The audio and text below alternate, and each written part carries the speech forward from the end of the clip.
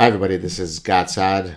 As so often happens, the tsunami of lunacy continues to crash on the shores of reason, and so here I am. I've been beckoned back to do another sad truth, despite the fact that I posted a sad truth earlier today. So for this clip, I'd like to discuss two stories that I posted on my social media. The first one deals with the movies Alien and Predator, and the second one deals with Black linguistic justice. Let's start with the first story. Remember, this is about Alien and Predator. So this is an article published in The Conversation. I will put links to both sources. The article is titled How Hollywood's Alien and Predator movies reinforce anti-black racism. The author is Tamari Kitosa, who is an associate professor of sociology at Brock University in Ontario, Canada. Let me just read you the article. It's really worth you processing each syllable. What makes black people more likely than others to be killed, beaten, tortured, and raped by white police officers and vigilantes? Although black men are killed by the police more than any other group, black women are regular targets of police violence, even though this fact is often rendered invisible. A culture and history of racist misrepresentation may have something to do with it. Why has there been considerable tolerance among the silent majority of white people for animal-like demonic representations of black people in media and popular culture? The short answer is that we are dealing with a culture of domination. It is a culture that thrives on the sexualized demonization of black people. Two examples of this are Ridley Scott's Alien, which comports with the trope of black women as alien breeders, and Predator, written by brothers Jim and John Thomas, that riffs on images of black men as dreadlocked, violent, and superhuman. I can't remember if I saw all of Predator, but I saw certainly some memorable scenes in it, and I didn't link it to black men. And Alien, which is one of my favorite movies, despite the fact that I'm not a science fiction guy, I saw it as a young teenager, and I didn't associate the extraterrestrial alien with black women. I guess I was drenched in white supremacy as a recent war refugee from Lebanon. All right, so let's continue. George Floyd's recorded and widely publicized killing, as well as the killing of Breonna Taylor in her own home, serve as catalysts for many white people discovering anti-blackness and the reality of police violence. This reckoning asks that we examine the racist anti-black cultural tropes that span art, politics, and social control. On March 13, Breonna Taylor, a nurse in training, was killed by Louisville, Kentucky police officers in her home after police broke in using what is known as a no-knock warrant. Some researchers count as many as 80,000 no-knock warrants every year in the U.S., as many times as there are people at an average NFL game. Until recently, there has been considerable complacency about police killing and raping of black people. There's equally little effort to conceptualize in theoretically accessible ways how representations in cinema mesh with political racism. So he's now going to offer an attempt to do that. The black woman as an alien. Black women have been portrayed in contemporary white social and political culture as super fertile and indestructible breeders whose sexual reproduction must be controlled. This is a shift from the slave breeding campaign that emerged across the Americas after Britain's abolition of the slave trade in 1807 and slavery in 1834. This shift in public policy and white attitudes toward black women's sexual reproduction is evident in the U.S., especially with the 1965 Moynihan Report and 1970 Moynihan Memorandum. As part of the Republican Party's Southern strategy, Richard Nixon set in motion the myth of the black welfare queen. This myth was later adopted by the Democrats. It is now so fundamental a methodology in the white imagination that hardly any amount of contrary evidence can dislodge it. Enduring narratives about black family pathology, particularly that of the overbearing and single black mother, have led to damaging representations of black women. Ridley Scott's Alien franchise, with its vicious and endlessly breeding carbon black alien mother, came at the height of the neoliberal experiment, and in the US especially, an all-out assault on black people. In the context of anti-black culture, the film signifies the black woman as an unkillable and ceaselessly breeding alien who threatens the body politic. In terms set by historian Lothrop Stoddard, White Supremacy 1920 book The Rising Tide of Color, a black woman's sexual reproduction is imagined to signal the genetic extinction of the white republic. Now we move on. So now he's made the case that the alien in the movie, well, the actual alien in the movie Alien is a representation of the black woman. Okay, and now we're going to go on to the black man as predator. That's the title of the next section. Black men and boys are imagined as dangerous, threatening, inherently criminal, and superhuman, bigger, faster, stronger, and less likely to feel pain. These views have roots in chattel slavery. Canada is not innocent in the reproduction of this trope. Inspired by Southern secessionists, Canada's first Prime Minister, John A. Macdonald, claimed the death penalty would deter black men from assaulting white women. Scholars David Austin and Greg Thomas both demonstrate that in the 1960s and 1970s, the RCMP and the U.S. Federal Bureau of Investigation were obsessed with black men's sexual prowess.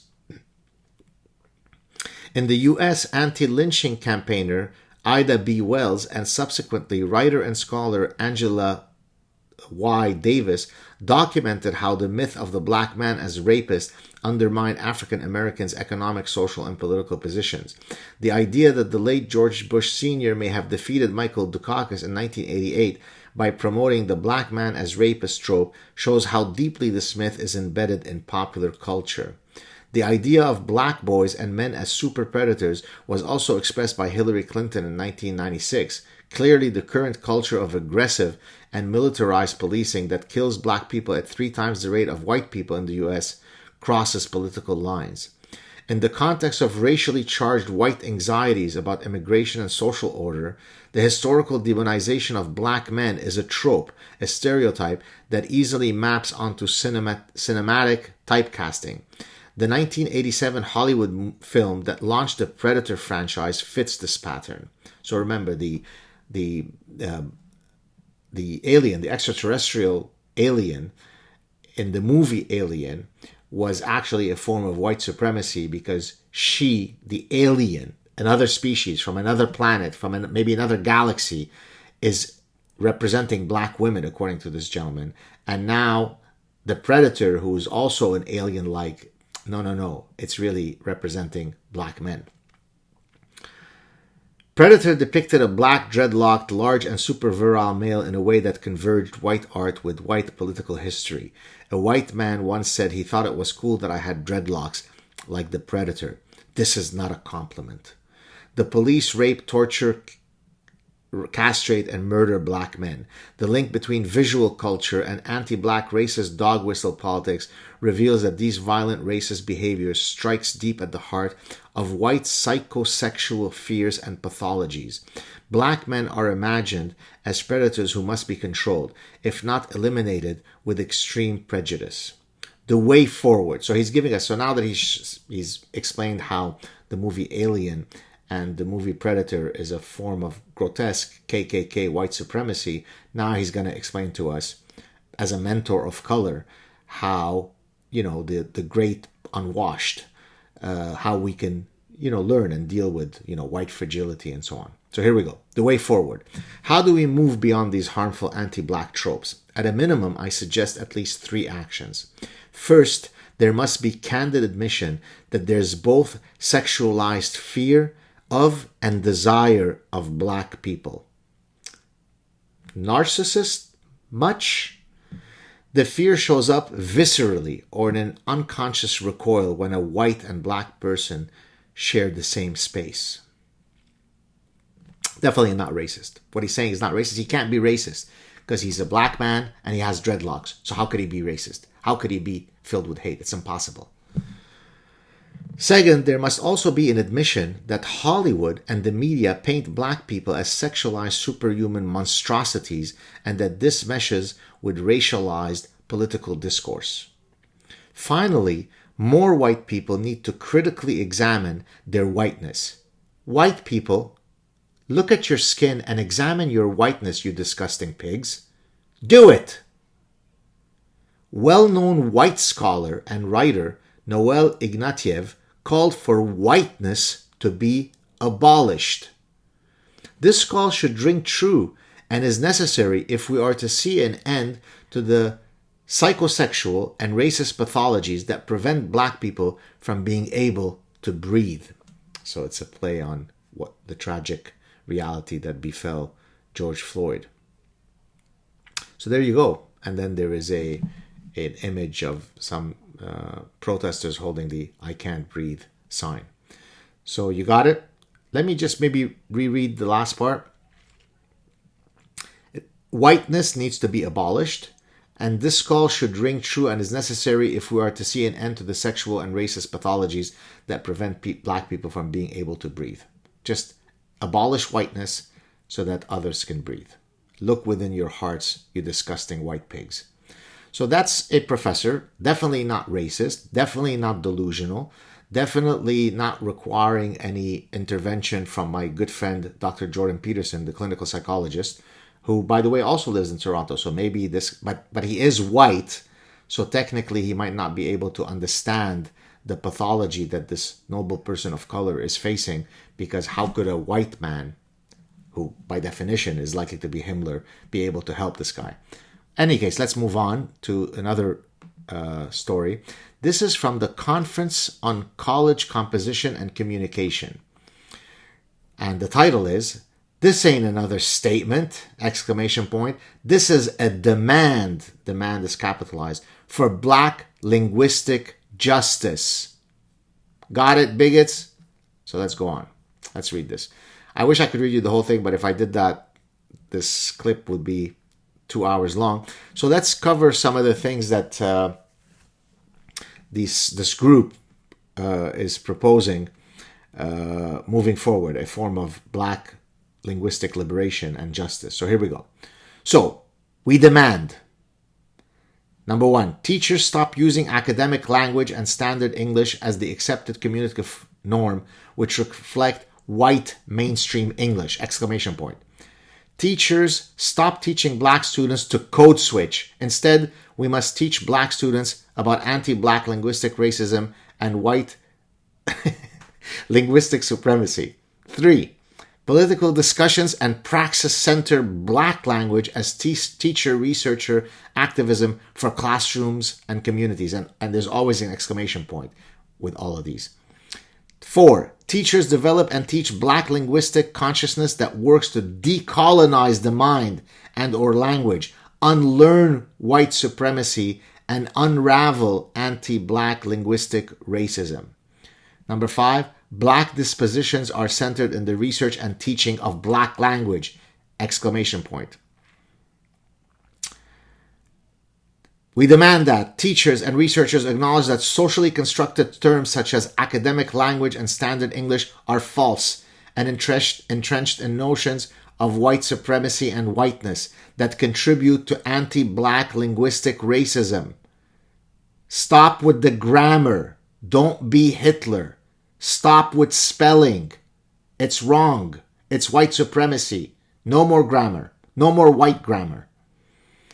Teachers, stop telling black students that they have to learn standard English to be successful because that's just the way it is in the real world. No, that's not just the way it is. That's anti-black linguistic racism. Do we use the same fallacious racist rhetoric with white students? Will using white mainstream English prevent black students from being judged and treated unfairly based solely on the color of their skin? Make it make sense.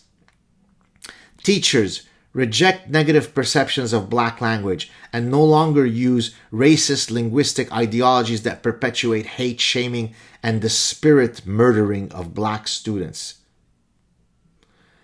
Teachers and researchers, reject anti-black linguistic racism as a way to describe the defect the deficit positioning of black students' use of black language. 5. Teachers acknowledge and celebrate black students' use of black language in all its linguistic and cultural glory. Teachers and educational researchers champion linguistic justice. I'm going to go on with some demands. There's a lot of demands here. You need to do a lot to decolonize language. Teachers, stop policing black students' language practices and penalizing them for using it in the classroom. Enough with doing that spelling checking, that grammar stuff. Don't be a bigot. Teachers, stop utilizing eradicationist and respectability pedagogies that diminish black students' language practices. Black language is acknowledged in the curriculum. Teachers are trained to recognize black language and work toward dismantling anti-black linguistic racism in their curriculum, instruction, and pedagogical practices. Teachers, stop promoting and privileging white mainstream English, code switching, and contrastive analysis at the expense of black students. This is linguistically violent to the humanity and spirit of black language speakers. Teachers recognize that multiple languages can coexist. So, by the way, when I came from Lebanon, having just escaped endless ways of dying and imminent execution, and I didn't speak a word of English, I considered a form of genocidal anti-Semitism when my teachers were trying to teach me English. If they weren't anti-Semitic, they would have spoken to me in Hebrew. If they weren't anti-Arabic, they would have taught me Arabic. By teaching me proper grammar in white mainstream English, they were effectively, it was no different than a Holocaust, really, a linguistic Holocaust. We demand that. There's still a lot more demand. So get a glass of wine. There's still a lot of linguistic anger. Researchers, educators, and policymakers stop using problematic race-neutral umbrella terms like multilingualism, world Englishes, translingualism, linguistic diversity, or any other race-flattened vocabulary when discussing black language and thereby black lives. Researchers, educators, influencers, and public scholars reject notions of a single non-mainstream language category that erases the linguistic, cultural, and political specificity of black language and life struggles. So, for example, if you're a professor, if there's an indigenous student and they speak with a particular grammatical structure, and then there's a black student, and then there's an Arabic student. For example, there's maybe an Armenian student. If you're teaching them French, Armenian doesn't have gender, but French does. If you correct their gender, then you're committing Armenian genocide. So you no longer should be teaching people a singular grammar or a singular spelling tradition. You have to adjust the grammar, the semantic structure, the lexical structure to each identity group, lest you are committing linguistic genocide. Got it, bigot? All right, let's go on. Researchers, educators in and out of school, and activists frame black language struggles in historical and ongoing movements for black lives. All work related to black language and black youth commit unequivocally to the freedom, dignity, and creativity of young black people's lives rather than demand more data extraction and labor from them. Researchers, scholars, educators, and all everyday black folks, F-O-L-X, center black language on its unique philosophies and survivances of black life rather than on a set of linguistic departures from a fictional white norm. Amen, brother, amen. Researchers, scholars, educators, school, district, national leaders, administrators, and activists address anti-blackness as endemic to how language functions, how English education has been historically situated, and how college writing has been actively constructed. We're not done yet, so maybe pour your second glass of wine. We demand that teachers and researchers decolonize their minds and or language of white supremacy and anti-black linguistic racism and study the origin theories and sociolinguistic principles that exist about black language.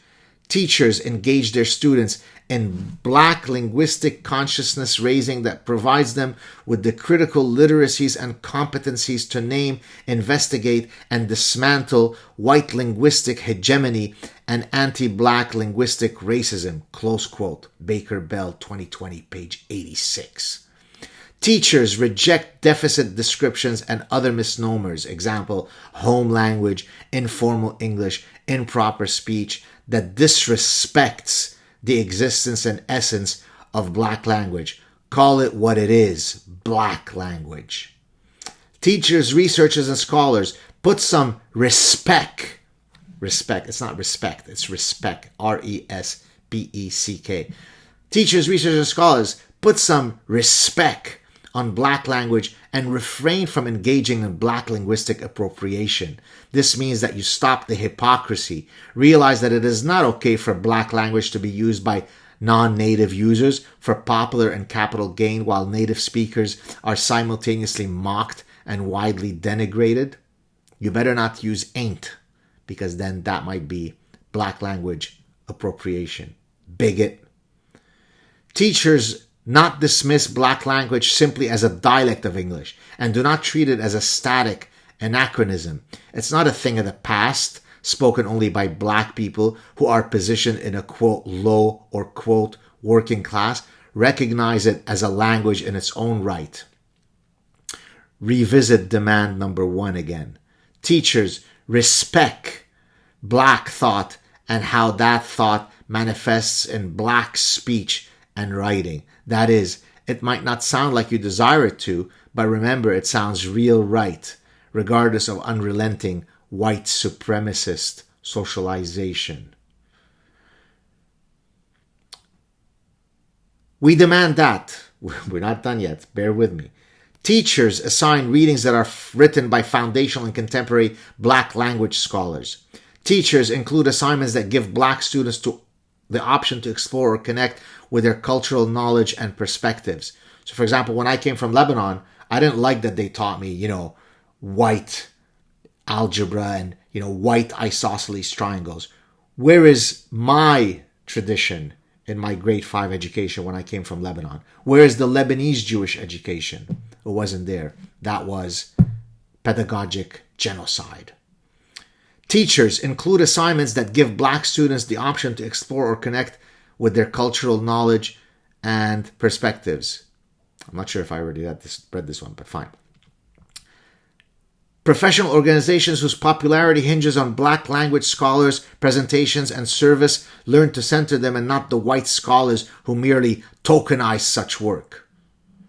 Research submitted for publication on Black language and culture be reviewed by Black language scholars whose research agenda and expertise are informed by their lived experiences as Black people and Black language speakers. As a matter of fact, in the peer review process, disgusting whites should never again peer review noble Black people's work.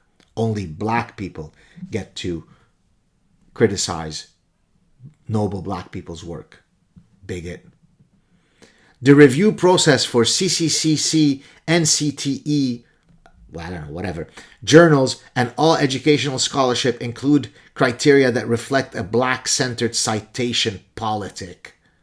When evaluating manuscripts on Black language and culture, authors must include citations that center the scholarship of Black scholars, whose research agenda is informed by their lived experiences as Black people and Black language speakers. Exactly. This is why when I cite work in evolutionary psychology, I only look to cite Lebanese Jews, because I want my evolutionary theories to be centered in evolutionary principles rooted in Lebanese Jewry. Graduate programs in the field of composition studies and English education develop the next generation of researchers, Black linguistic consciousness of citationality politics, and a Black activist research disposition. I think we're almost done. I didn't read everything. I was just reading the demands, by the way. We demand Black linguistic justice, and in case you've forgotten that we mean when we say Black Lives Matter, we stand with the words of the 3 radical Black organizers and freedom dreamers fighters, Alicia Garza, Patrice Khan Coolers, and Opal Tometi, all household names. Love those folks. Even though I'm not black, I love them. Who created the historic political project hashtag Black Lives Matter. Black Lives Matter is an ideological and political intervention in a world where black lives are systematically and intentionally targeted for demise. It is an affirmation of black folks' humanity, our contributions to this society, and our resilience in the face of deadly oppression. This list of demands was generously created by the 2020 CCCC Special Council on composing a CCCC statement on anti-black racism and anti-black and black linguistic justice, or why we can't, so ain't but with a C, breathe. The members of this committee include April Baker Bell, chair from Michigan State University, Bonnie J. Williams Ferrier, California State University, Fullerton, Davina Jackson, Boston University, Lamar Johnson, Michigan State University, Carmen Kinnard, Texas Christian University, and Tayara McMurtry, University of Alabama at Birmingham. So there you have it, folks. I've given you what you need to do to decolonize your minds.